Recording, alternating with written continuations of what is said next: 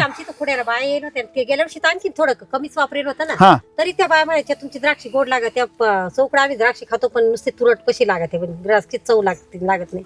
आणि या द्राक्षाची चवच खूप आहे पण वेगळी ते पण आणि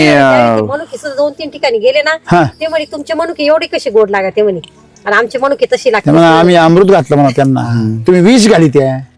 विष घातलं का दुकानदार आहे ना हा. त्यांच्याच घरी गेले होते ते म्हणे तुम्ही मनुक्याला काय केलं म्हणे काही दुसरं पाकात घातले म्हणा पाकात घातले म्हणा पाकात हा साखरेचं पोत सोडलं म्हणा वावरात का हो? ते पण आणि व्यापारी खळून पडला होता मार्केट बदललं होतं थोडस लेटला नंतर बर बर दुसऱ्या प्लॉट बर बर तर त्याला ते 48-50 ने दिला होता माल तो हा त्यावेळेला बर तर नंतर रेट 40 वर आले होते फार बर बर बर तो म्हणे तुम्हाला कमी करावं लागतं बर. 45 लावा म्हटलं जमणार नाही बर मी हाय तुला त्याच घ्यायचं तर भावात घे नाही तर हा. घेऊ नको हा बर मग तर तो म्हणे मी घरी गेलो फोन करतो मग चालेल म्हणे मग हा. त्याने थोडा बागेच्या बाहेर गेला आणि केला फोन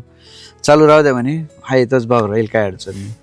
म्हटलं तसं असेल तरच नाही तर मी देणार नाही म्हटलं तुला एवढा विश्वास कुठून आला मग ते क्वालिटी होती ना क्वालिटी मुळे आलं आणि कळलं? पक्केपणा होता. सोनं असल्यावर तो बाजार कमी करीत विकायला अडचण नाही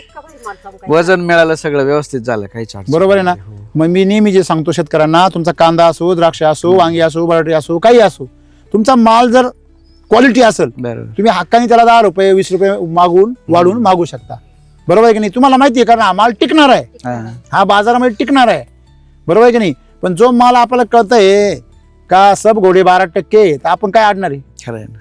बरोबर आहे की नाही आणि म्हणून तुमचा माल विशेष तुम्ही जर पिकवला तर त्याला भविष्य आहे आहे